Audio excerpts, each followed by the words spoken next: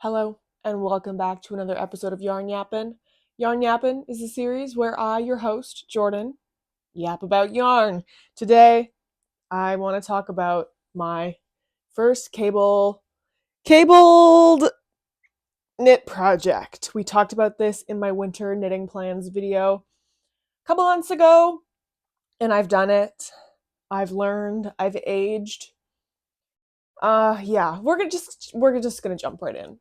I did touch up my hair. I did my roots. I bleached my own roots for the first time in like 8 years. And it went fine. So we've got some fresh green. I bleached my brows. They turned out a little bit green. Apparently, when I was rinsing in the shower, we got a little green in the brows. My bad. You might be thinking, why is this one project getting its own video? And it's because I have things to say about this pattern, all right? I would like to put a disclaimer here. I don't want to shit on this pattern designer, and I've gone back and forth a couple times, like thinking about how I was going to share my experience knitting this, and I don't want it to come across as me shitting on the designer because I could never design patterns for wearables. This shit is hard. However, I will say that this pattern was written in a style that was not meant for my brain. There's so many different pattern writing styles, kind of formatting, and this one just didn't get along with my brain. And I don't want I just don't want it to I don't want this to come across as like an attack on the pattern designer. So I hope we're on the same page about that. Let's talk about this sweater. I didn't even say what the pattern was. This was the grayling v-neck by Knitonomy. And as you can see, beautiful cables. We're working with some interesting lighting. Let me see if I can, let's see, is that better? Oh, much better. Okay, my bad. There we go. So, grayling v-neck by Knitonomy. First of all, I modified this. Of course, I'm gonna bump ya. If you're clipped this close, we're gonna get knocked around. I modified this. It's a sweater pattern, and I didn't knit sleeves, so it's a vest. I wish that I had knit. Okay, here's the thing. The way that this pattern was written, I don't remember exactly. Basically, it was like alternating sizes, with the increases and something. Long story short, if I knit one more size up, it would have been the same like armhole shape, if that makes sense. I would have to knit 2 sizes up to get a bigger armhole, and I didn't want it that oversized, obviously. So this is where we are, and I wish the sleeve holes, the armholes, wow, hello, armholes. I wish the armholes were a little bit bigger, but it is what it is. I talked about the yarn that I was using for this project a million times, but if this is your first time seeing this project, I used some discontinued Patton's DK knitting wool. That's what it's called, DK knitting wool. Discontinued. I got a huge bag of this at the thrift store, and I've got, I think, 2 balls left. I made a pair of socks, I made a vest, and I've got like 2.5 balls left. It's 100% wool, DK weight, as the name suggests, and that is the yarn I used. I should start with that. The pattern and the yarn, that's important. The problems that I had with this pattern, I will say I learned so much. This is the first drop shoulder pattern that I finished. You guys remember that I tried the chalet jumper, and that is also a drop shoulder, and I ended up just saying fuck it, and I'm freehanding that failed project plan. But this is my first completed drop shoulder, and I love the way it fits. I love the way a drop shoulder fits. However, knitting it is so obnoxious. And obviously this is not the pattern. This is nothing against the pattern designer. It's just the construction, it didn't flow. I love a top-down raglan. I knit mainly top-down raglans, and this was me pushing myself to learn a drop shoulder skill that I have never done before. Learn a drop shoulder skill? English. Add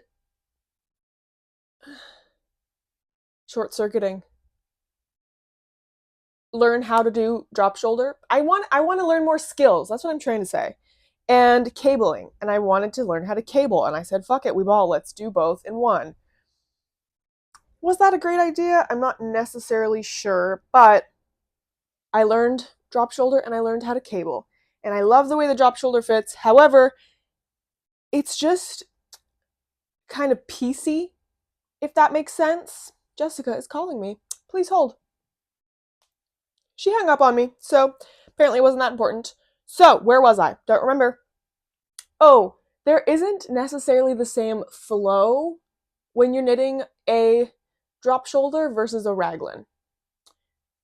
Once you like connect in the round, obviously that flows, but it's just like it's so many pieces, chunky pieces, blah blah blah. So I didn't necessarily love that. However, I do love the shaping that it creates. I do love that.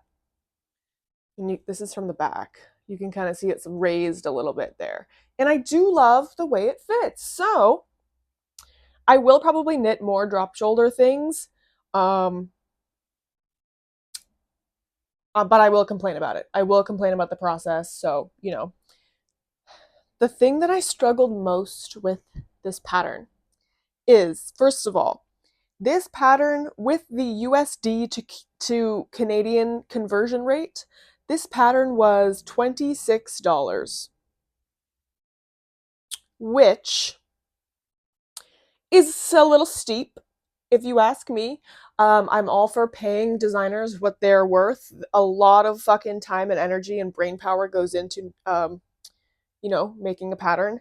However, $26, and you're thinking, Jordan, no one made you buy the pattern.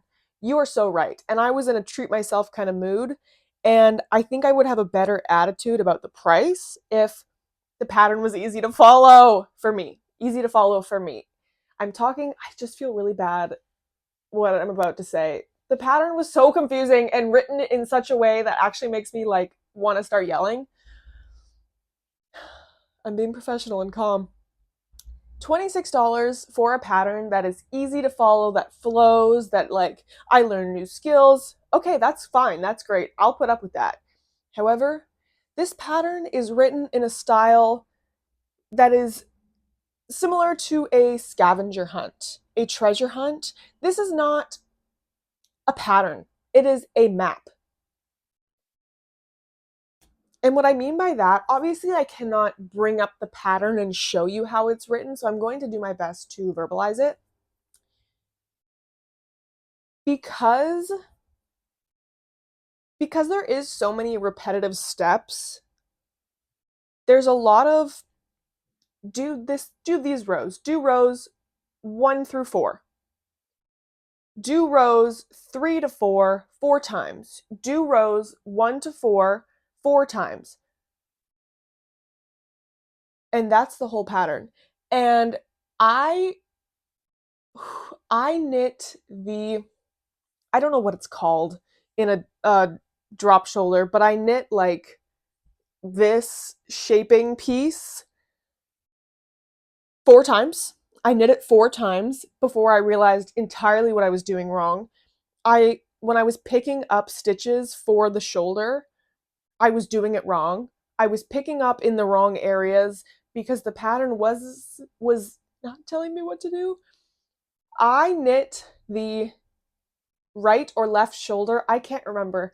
I knit the left or right shoulder increases 6 times because I was so confused and so frustrated and just lost.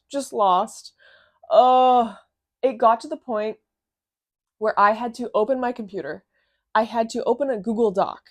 I had to put said pattern into the Google Doc and rewrite it so that I could just follow going through all of the steps and not do this step, this step, this step again, this step, this step, this step again. And I understand why it's written like that. It's written so that it is shorter. Obviously, we're saving paper. No one prints their pattern. Do you print your patterns? Let me know down below. I print my patterns out.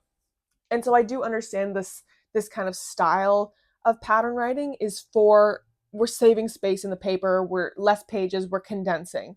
However,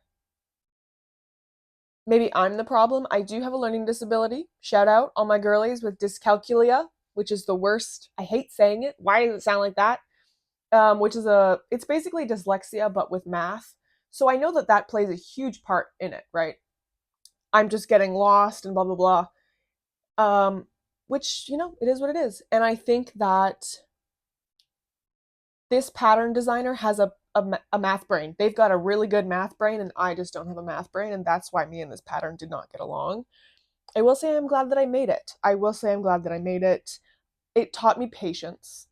It taught me patience. I learned how to cable, and the first row of cables I did, my mind was blown, okay? If you've never knit a cable before and you're intimidated and you're like, I don't, just do it. Just do it. Go watch a tutorial on YouTube how to do this cable, it's called a C12 cable 12 front. C12 front. Or any cable. And knit a swatch and do the cable along with the YouTube tutorial. It is so easy. Your mind will be blown. And it's almost addictive, right? Because let's say I'm doing the shoulder, or let's say I'm working in the round. Okay, so I've made it to about here. I'm now working in the round, and it's I can't remember how many rows.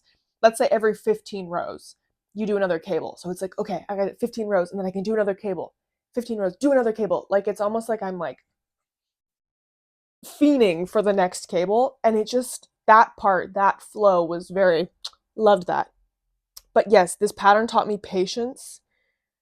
And I think the reason that I wanted to make this video specifically was because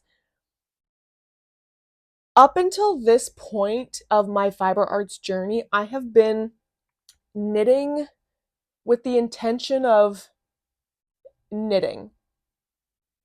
And I'm going to try and explain this the best I can. I'm knitting to learn a new skill. I'm knitting because I have a sweater's quantity of yarn. I'm knitting because I want something to do with my hands. And in 2025, my goal with knitting garments or crochet is to have more intention and be intentional about the silhouettes I'm creating, the loud truck. I don't think you guys can hear the loud trucks anymore, but distraction throws me off. What were we saying?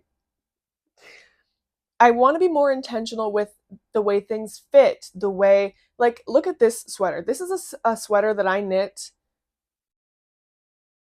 3 years ago, maybe. And the neckline is a little bit wider than I'd like to be. This is a sweater that I have up for sale, so it's not in my personal collection. But if this was in my personal collection, I would put some elastic in it, redo the neckline entirely.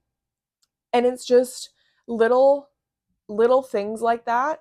I don't, well, I can't not make mistakes, obviously. This pattern taught me to just redo it. If it's not fitting right, redo it. Because if you're gonna take the time to knit a hand knit cabled vest and something is a little bit off, I ended up redoing the ribbing. So I posted a reel of me blocking this piece. And in the before clip, you can see maybe I'll put this in editing. You can see the way that the ribbing kind of, it was like a tulip hem. It was this weird thing. And I blocked it, and I ended up going in and frogging the ribbing.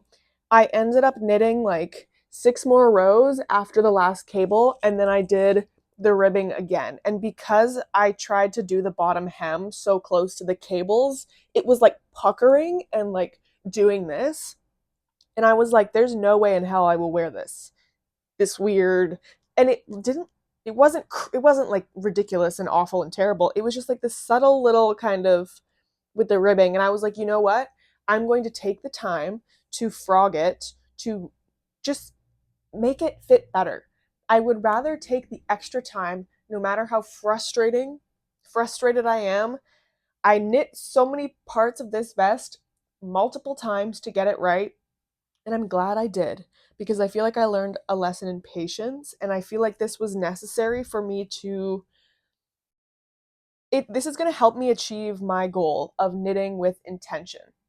I just really think that I learned the lesson of fix I don't want to necessarily want to call it a mistake, fix the fit of something, because it's better to take the time to redo it when you know the project, you know the needles you used, you know the gauge, you know everything, you're familiar with the stitches, versus saying, oh, it's good enough for now, wearing it a couple times, maybe not wearing it at all, and then in a spring closet clean out 2 years later, finding that knit piece and being like, oh, I never wore this because the ribbing was weird. And then at that point, I'm like, okay, 2 years later, I don't know what the needle size was. I don't know anything. So I'm glad that I learned the lesson of it's annoying as hell and it's frustrating as hell in the moment to be like, okay, bitch, I'm going to do it again, I guess. Let's do it again. It's fine. But I think in the long run, it's better because it fits the way I want it to fit. Deep breath. There was so much emotion in this piece, and I just every time I look at it, I'm like, you taught me a lesson, you sly sneaky little. Hi, I'm editing. I look deranged. I just want to give a special shout out to everyone who's on my close friends story who saw the emotional roller coaster of knitting this piece in real time. Shout out to y'all. Thanks for tolerating me. Anyways, in conclusion, would I recommend this pattern? No. I'm so sorry. It's the fact that it's 26 Canadian dollars that is where it hurts. If I paid $12 for this pattern, like I think it was like 13 something USD. If I paid $14 for this pattern, okay, whatever. It's the fact that it was 26 Canadian dollars that I'm like, all of that for what? I would recommend this pattern if you have a math brain, if you are okay kind of jumping around. If you don't have a math brain, I'm going to say skip this one. Unfortunately, it's not for us. And yeah, I hope this doesn't come across as like shitting on this designer because she is an incredibly talented designer. Like so many of her pieces have such like professional little finishes to like this is I learned how to do that's another thing I learned how to do. I learned how to do a folded V-neck. I have never done a folded V-neck, what is this called? Neckline before. I've always done I love folding the ribbing double on the armhole, the waistline, the neck. I love the way it looks. This one is the same thing. I just I just love the way it looks. I had never done. I've only knit like maybe one other V-neck and I was like, I don't know how to do a folded V-neck. That sounds hard. But I learned how to do that here. And it looks really good. Well, it looks okay. It looks okay. It's not perfect, but that's totally fine with me. And I learned lessons along the way. And that's really all that matters. In conclusion, I learned a lot. Long story short, I learned a lot. I learned a lesson of patience, and yeah, I think that's all I have to say. And that was the reason I wanted to do a full video for this piece, because I had things to say. I have feelings about it. I had an emotional journey, a spiritual journey knitting this vest, not to be dramatic or anything, but I just had to get some things off my chest, apparently. And I'm glad we chatted. I'm glad we had this talk, all right? Thank you for watching. If you made it to the end, this was kind of a weird one. This was more so a journal entry than a yarn yappin'. I guess yarn yappin' is just kind of journal entries, but Yeah, this one was a little bit weird, and it is what it is. And thanks for watching if you made it all the way through. Let me know in the comments down below if you've ever had a pattern test you this way where you're like about to give up, but like I feel like I finished this out of spite. I was like, I will not let a pattern, I will not be bested by a vest pattern. Thank you for watching. Make sure you're subscribed. Turn on post notifications so you can be in the know when I'm posting, when I'm yapping. Follow my Instagram. I should also say this. You should go to my website and sign up for my newsletter. You don't have to worry about me spamming you with emails because I don't know how to send a newsletter. However, with the state of social media, just being kind of in the air, I fear for my brand. So if you want to go to the website, subscribe to my newsletter, I probably won't figure out how to send a newsletter for a couple months. So subscribe to my newsletter if you feel so inclined. Eventually, when I get my shit together, you'll hear about launches and things first. But until I learn that technology, thank you for watching. I hope you're having a great day, morning, evening. Bye.